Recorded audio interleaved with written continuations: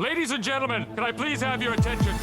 The following is a breaking hot take from the Dudes in Hyperspace podcast. Hey kids, Ian J. Malone here. Welcome to a special hot take edition of the Dudes in Hyperspace podcast. I know we've been teasing on social media for the better part of the last few days that we would do our next episode as an all dude mail episode, and we do still intend to do that. We thank you to everybody who sent in questions and helped us assemble content for that. We got some great questions for that, by the way. Alas, at 4:30 this afternoon, we did get big-time breaking news from the world of college football, and given how much we talk about that subject on this show and people like to ask us about it, we did not think it would be right to cram that into a quick little 5-minute short shoot session before we got into Dude Mail questions. So, hence the term hot take edition of the show, which is what this will be about, of course. That's a spiel. Dave, Daniels, Scott, Esther, my friends, my partners in crime, welcome back. How are we doing this evening? Oh, I'm wonderful, sir. I'm one drink of Buffalo Trace in, about to pour a second. Doing good. Because that bodes well Nice. for professionalism. Scott, how are we doing? But I'm doing pretty well. It's good to have Dave back on the show. We missed you last episode, but happy to hear your voice again. Looking forward to seeing your thoughts here on this ACC schedule. Yes, indeedy. Well, let's get right to it then. The ACC rolls out the schedule. As of now, we do not know who's going to play when, as in dates. They will have to roll that out and line that up with their television partners. But what was unveiled today was a tentative timeline on when they plan to hold their season in the Atlantic Coast Conference. And just as an aside, I would expect the Southeastern Conference to follow suit with a very similar announcement in the very near future. But basically, here's the rundown of what you really need to know. The season is going to kick off, and Dave, feel free to correct me on this with regard to the dates. The season will kick off the weekend of September 7th to 12th, and then close somewhere around, is it December 12th to 17th, long in there? Yeah, the ACC championship game is either going to be December 12th or December 19th, and I'm sure they're probably giving themselves some leadway in case they have to cancel some stuff, go through, in case a quote-unquote Marlins situation occurs. Oh, yeah. We got questions about that coming in the Dude Mail show, so keep that in your back pocket. But something else you need to know is that everything we've been waiting for in terms of schedules for 2020 have been completely thrown by the wayside. The ACC went in, realigned who's going to play where this year, as in opponents, but they got rid of the divisional lineups. So you're going to have your top two teams in the conference by winning percentage face off in the ACC title game, and that's how they're going to crown their champion. As for the season itself, it's going to consist of 10 regular season games and one non-conference game, very much as we predicted on social media. That non-conference game is to facilitate people like Clemson, who have an in-state rival with South Carolina, Louisville, Kentucky, Florida State, et cetera, et cetera. So those games can be played, minimal travel, and lots of money on the line there. So looking down the schedule, I mean, there are definitely tons of matchups to look at. One that jumps to mind for me will be Florida State, North Carolina. We were not expected to play UNC Chapel Hill this season, and now we are. And we're going to be playing them according to what I have in front of me via the ACC Twitter feed. We will be playing them in Doak Campbell Stadium, which I'm very happy about because I don't frankly think Florida State would have a prayer at pulling out a win in Keenan Stadium up in Chapel Hill. Fellas, anything else about this schedule jump out at you, whether it's matchups, things that have changed that maybe you're now going to be looking for? We'll get into here in a second whether or not we think a lot of this will even happen. But for now, at face value, let's look at what we have to work with. That's a 10-game conference schedule with one extra game on the side. You know, we'll also do Florida State and Miami here in a second, but right now let's just keep the bird's eye. Big stories, big matchups. What about this jumps out at you? Dave, I'll start with you. Well, mostly for the fact that because the ACC is so weak that Clemson's going to have, other than maybe Notre Dame, they're going to have a cakewalk walking through this and be able to get to a national championship game this year again. Yep, I wholly agree. Scott? Yeah, I'm on the same page. Just taking a look at what we got going on here. You got to start with Clemson, just based on their past performance and what they've got coming back. Trevor Lawrence is going to have his run to the ACC again, like he has in the past couple of years. So we'll just see how it's going to be a race for number 2, I guess, is the best way to put it for everything else in the ACC. Well, and it's interesting that you should say that because the trendy pick all offseason long for the number 2 team in the ACC has been Mack Brown in North Carolina. Returning a lot of starters, have had a very solid recruiting season, which is very apropos for Mac Brown. They also have arguably the second best quarterback in the Atlantic Coast Conference and one of the top 5 quarterbacks in the country in Sam Howell. He will be a true sophomore this year. So clicking on all cylinders in UNC Chapel Hill, definitely more so than they've been able to say there for quite a while.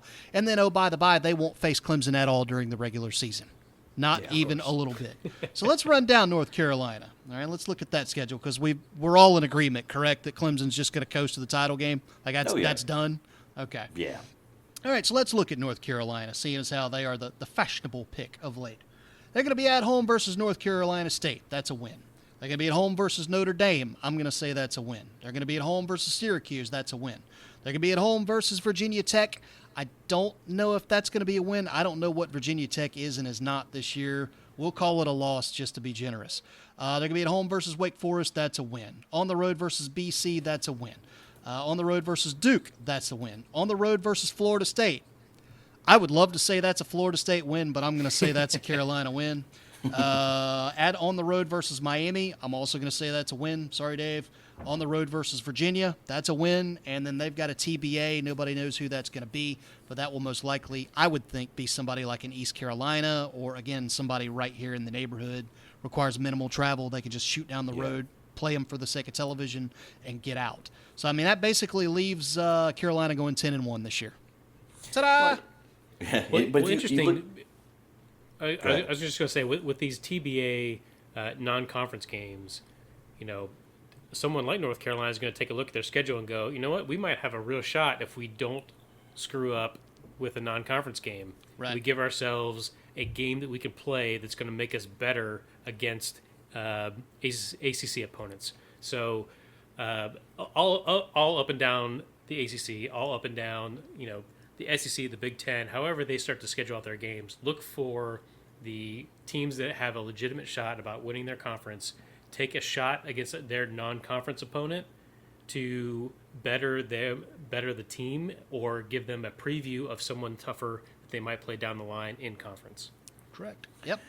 Yeah. I mean, and even we talked about, kind of coming into this, all three of us talked about, with Miami and Florida State kind of being in the same issue when it comes to having new players coming in, new system coming in, and having no time to get used to it. The best thing I think both of us can hope for at this point to even compete when it comes down towards the end of it is to have some of those easier teams at the beginning, those teams that you're going to be able to beat, to get the camaraderie, get the stuff that you should have gotten through fall ball, through spring ball, get it together. I mean, I'm excited about some stuff going on at Miami because we brought on De'Aaron King.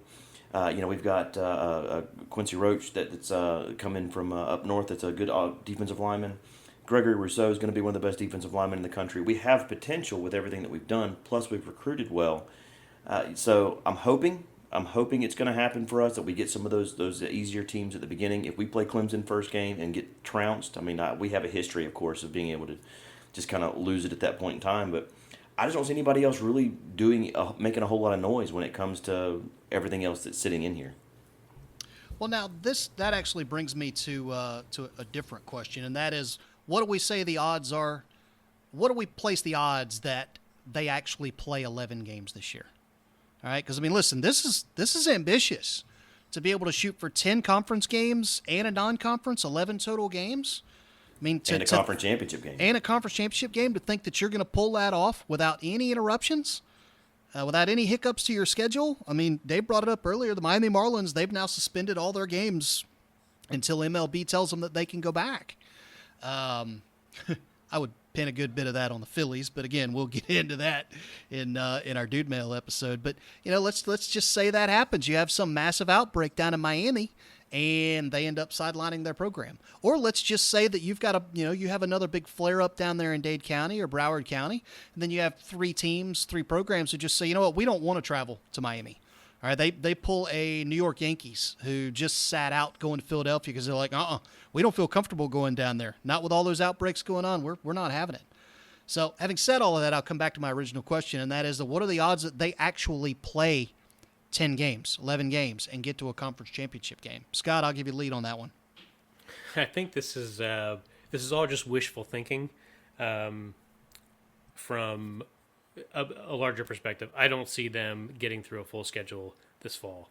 I don't see them starting on time. Just based on we're talking about, all of these teams in the ACC, and they're spread across a number of different states with a number of different, leadership groups taking control of what's happening with the pandemic. So, it might be great up in Boston College, up in Massachusetts. They may have figured out how to do that. Florida, not so great. Georgia, maybe not so good. South Carolina, North Carolina, maybe they're, trying to figure things out. So I don't see this being a full schedule, but it is really fun to at least have something that we can take a look at and discuss and give us hope for what might happen in the fall. I'd be surprised if they get through maybe 4 weeks of this before something happens. Right. Well, and they've set themselves up to be able to accommodate for that. Hence the stipulation that it's going to be the two teams with the highest winning percentages, not best records.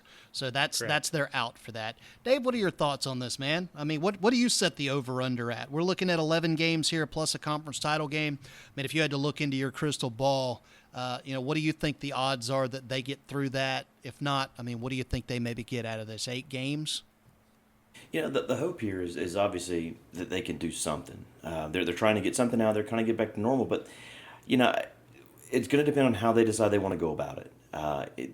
College football is going to be one of the few sports that I think they can probably pull off a bubble situation with, where instead of having everybody play in their home stadiums, why not go and find 3 off-site places? You're leading into my next question. Go for it. Yeah, go find a place. Take your stadiums that are around, that are in these areas that aren't hot spots.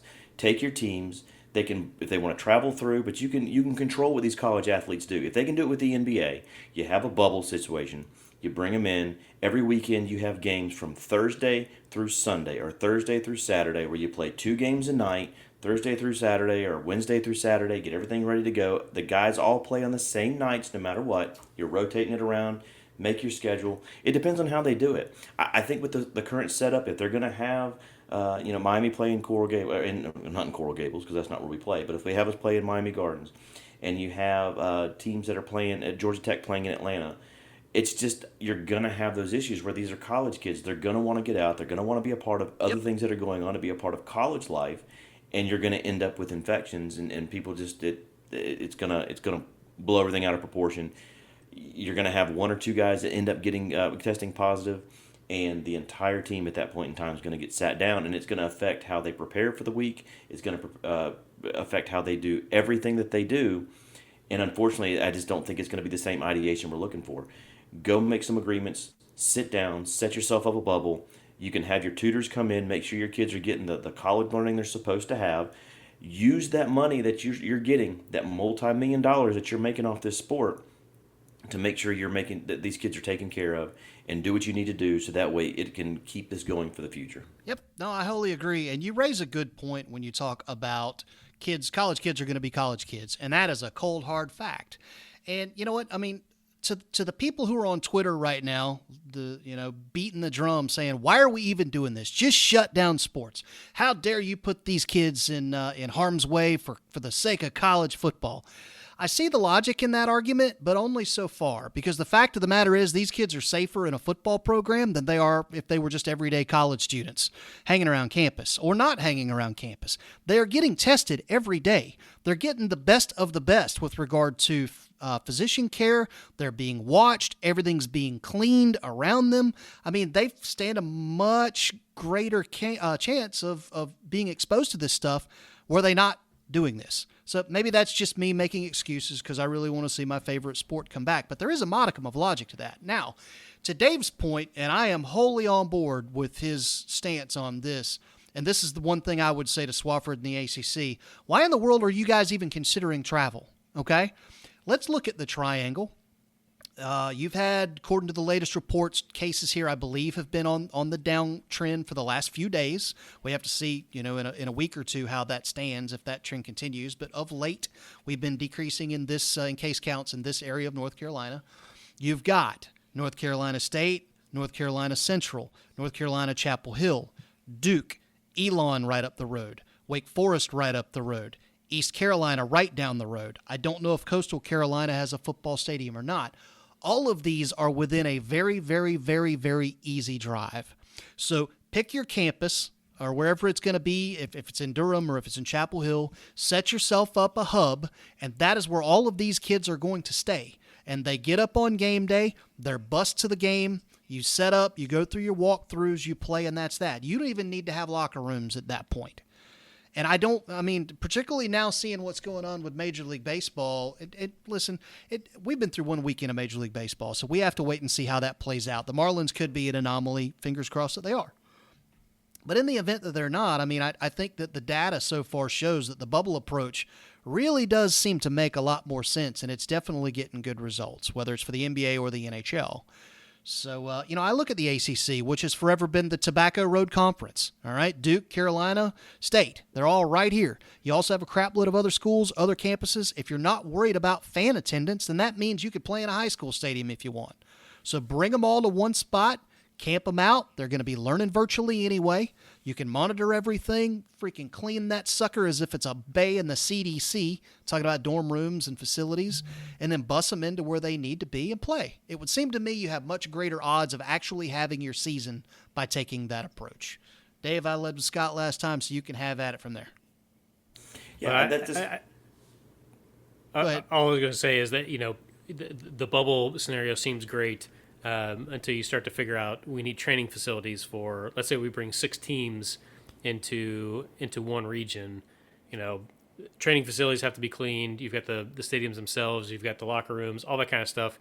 It's a little bit complicated, but I do think it's a better option than having these kids get on planes and travel and do that kind of stuff. In a lot of cases, they don't always travel with a chartered flight. So there are times where these football teams do get on planes with the general public to save costs and things. So the travel portion of that is a real concern for a lot of these programs. Dave, what's your thoughts? I think it's you can make it work. You make so much money for the university. You make so much money off of football that they will find a way to make this work. You look at what's going on at Florida State right now. Their boosters are cash starved because the last couple of seasons have been down for attendance. The boosters hadn't been real happy about what was going on with the head coach. They weren't given as much money going through. It's the first year of a brand new head coach. The boosters aren't doing great. They already had to cancel spring sports. So there's the issue where they weren't getting the revenue that would have come in from baseball and softball and soccer. It's a whole. Florida State would have made a deep run into the NCAA tournament in basketball. There would have been a lot of money that was involved with that as well. A lot of these places are in the same spot. You've got to find a way to make the money so that you can continue to push all the sports that are going on. You've got to find a way to make it happen. If you did that here in Tallahassee, you set up a place where, people are going to play in Doak. It would bring a lot more money to the area on those weekends where people are coming into play, if you could come and watch the games. If not, you've got all sorts of hotels that would normally be full at this time of year that you can put the players in on a regular basis. You can set up little offshoot training facilities because we've seen this happen in other places. When the Olympics show up anywhere, it takes them 3 weeks, 4 weeks to put up a small building. Here's your training facility, go through. They can take turns at Florida State's indoor practice facility, outdoor practice facility. You can technically have 2 teams going at the same time as long as it's not raining. There's other things you can do. Practice on the field. You can have 3 teams going at the same time. They'll find a way to make it work. There's money involved. And when there's money involved, people will find a way to make it work. That's my point about the triangle, though, is you have all of that right here concentrated in one area, right? And there's a lot of these schools that may not even play this year. So, ACC, go ahead, and I guarantee you, Elon would happily take a $500,000, $1 million, $2 million kickback from the ACC to be able to host a team out of their facility. We got dorms, we got training facilities and weight rooms. All right, if that's what you're worried about, we can make all of that happen here, and the smaller school gets a kickback while the bigger schools are able to meet their quotas to make television revenue. So, and there is no plane at that point. You get on a bus, you drive an hour down the road, and you play at Carter Finley, or you play at Keenan, or you play at Wallace Wade. And it may be, Notre Dame at Syracuse playing at noon at Wallace Wade, but hey, man, as long as they're playing, television doesn't care what the scene around the stadium looks like. Well, and to be honest, you can even go a little further with that. Why not find a place that has, instead of just having professional stadiums, if there's not going to be anybody in the stands, why not go and find a place that has 3 or 4 different high school fields. It's the same size. Sure. Go through. You can set your cameras up exact the same way and go through. You don't have to use a professional stadium. You're probably going to have a lot of high schools that are going to cancel their season for the exact same reason, and they would take a lot less money to let you use their facility to go out, practice, play games, do what you got to do, and have 50 people in the stands that have to do their job. Sure. No. Scott, nobody wants to see this happen more than me. The bubble situation seems to take care of the pandemic side of the issue. However, and I will play a little devil's advocate here, who's paying for 150, 200 people to stay in a hotel for 6 months? Sure. Is that going to be subsidized by the ACC? Because I guarantee you they don't have the money to do that for all the teams. They're going to use all that money that they're getting from ESPN for the ACC network, Scott. That's how that's going. That money that Comcast is like, we don't want your stupid network. We're not going to carry you down in Florida. Sorry. They'll just take 50% of nothing is nothing. So yeah. So I do love it. I love the idea of doing it. It's working in the NBA because they've had, they're able to leverage all their other revenue sources to pay for, putting up all their franchises in these hotels down at Disney. They've got a relationship with ESPN, blah, blah, blah, blah. I just don't know that this many colleges with full football staffs, trainers, coaches,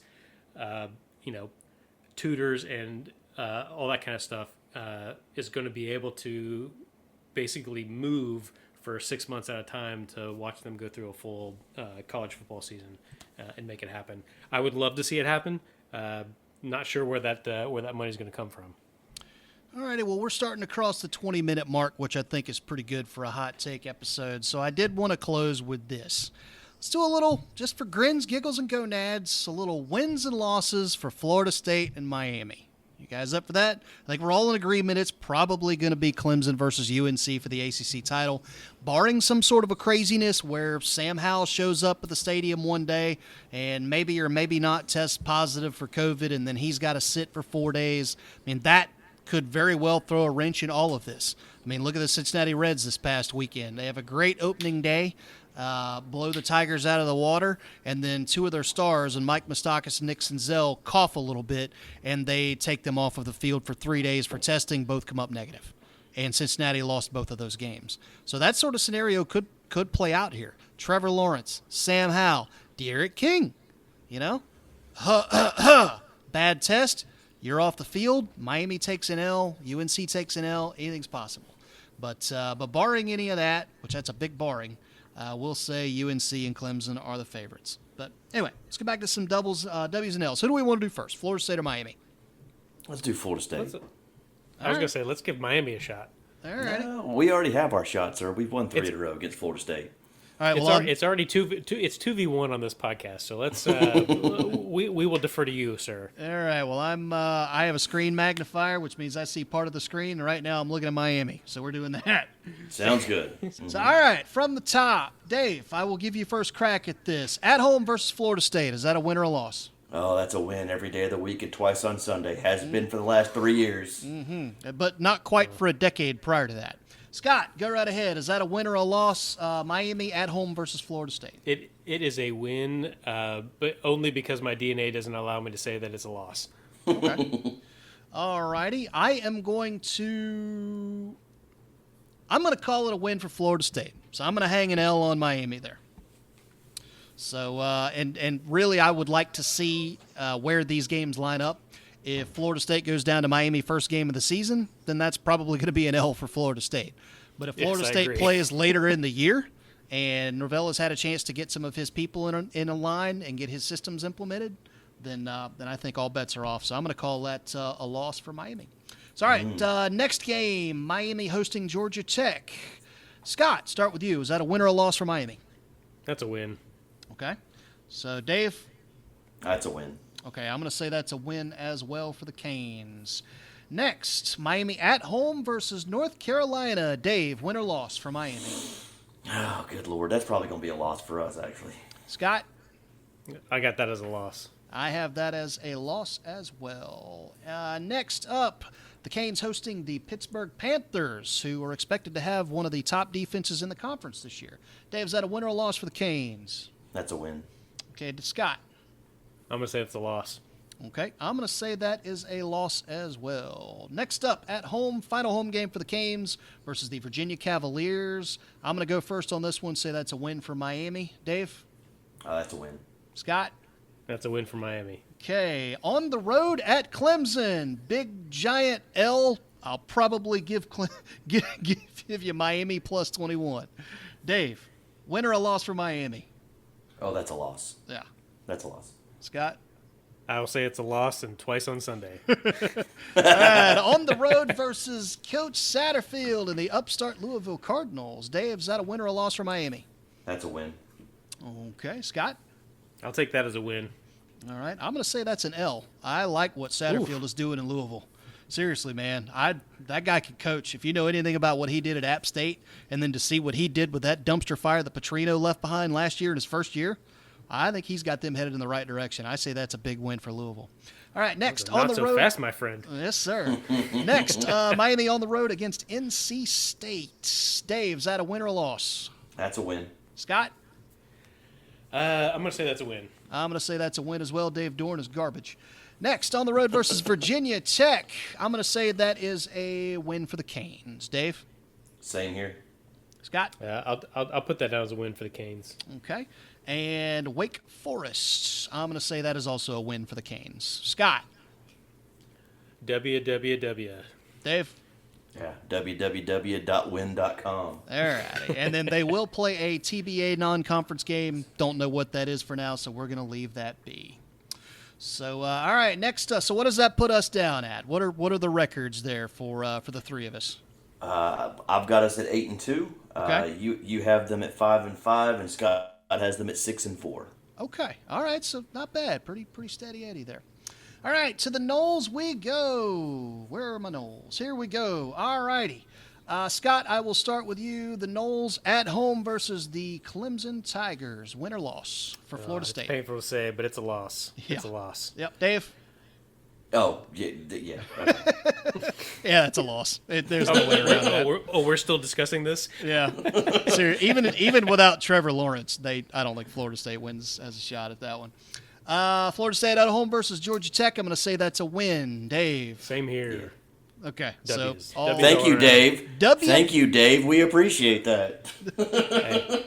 WWW. All right. Next up, Florida State at home versus Carolina Chapel Hill. Scott.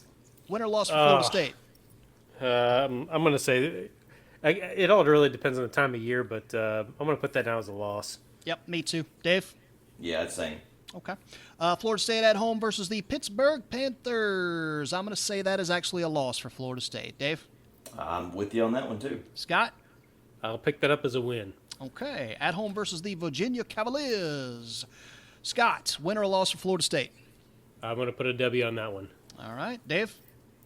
Ooh, it's going to be a toss-up. That's one of those ones where you probably should win, but will probably lose.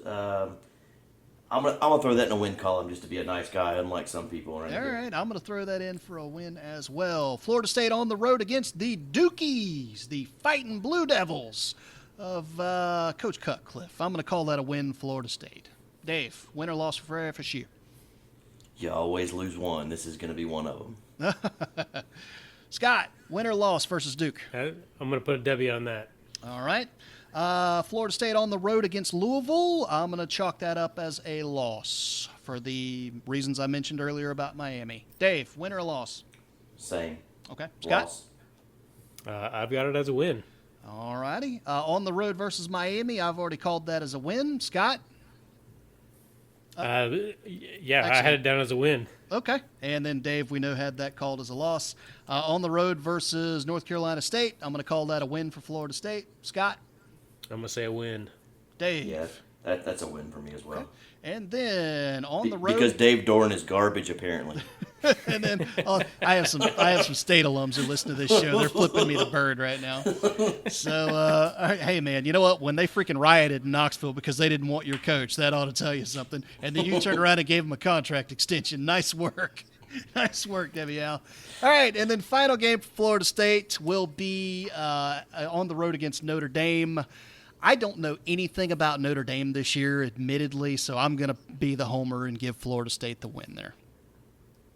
That's a loss. I know nothing about Notre Dame either, but I cannot pick Notre Dame over Florida State. Okay, fair enough. So you're going to take the W? Same reasons as I can't pick them over, pick Miami over Florida State. All right. Dave. That's a loss. All right. So fair enough. Thank so you, Dave. what does that give? What does that give everybody for a? What does that give everybody for Florida State? All right. Looking back at this, I'll probably go back and put the Duke as a win. So it'll be, from me, it's got Florida State at 4-6. Okay. You have Florida State at 6-4. And Scott has obviously been watching a little bit of Fox cartoons because, as the homer, he's got them at 8-2. Nice. Well, hey, if you've got Miami at 8-2, I can have Florida State at 8-2. Right. No. Well, we can all, sadly, as much as I hate to say it, we all should probably just go ahead and tack another L on that one for Florida State this year, because that TBA game is going to be Florida. And Florida's going to be very good this year. I can't stand it. I don't like it. I think Mullen's a putz, but he's a good coach and he's got a loaded team. It is what it is. But hey, you know what? Here's hoping that Kyle Trask gets himself a bad COVID test the week before, and they pull him, out of caution, error on the side of caution, only to find out that Monday that, oh, whoopsie, we didn't stick the swab far enough up his nose, and that was a bad negative. Sorry about that. Wow. So, wow. Let's just I'm hope. not Let's rooting just for hope that. and pray. I'm just saying if it happens, it just sucks. These Let's are the just breaks. hope and pray. Let's hope and pray that when Thanksgiving weekend rolls around, that we have some really good smoked turkey in the smoker, and we've got a reason to watch a football game being played that weekend. My man. That's First all that I care about this year. First of all, if there's a football game being played, that's all the reason you need to watch it. If it's your team, especially this year. Yeah. All right, fellas. Well, on that note, we're going to go ahead and bring this hot take edition to a close. Thanks to everybody for tuning in and for listening. We certainly appreciate it when you do that, and we really, really appreciate it whenever you guys go on to iTunes, Stitcher, Google Play Music, or wherever you subscribe to a podcast and leave them 5 stars and a nice little review telling folks how much you love the show. It helps us out a lot. So thanks to Dave and Scott for tagging along. Thanks to the ACC for finally getting off their butts and actually making a decision, short-lived, albeit as it probably will be. And thanks to you guys for listening. So we'll catch you next time for an all-dude mail edition of the Dudes in Hyperspace podcast. See ya. Oh. See ya.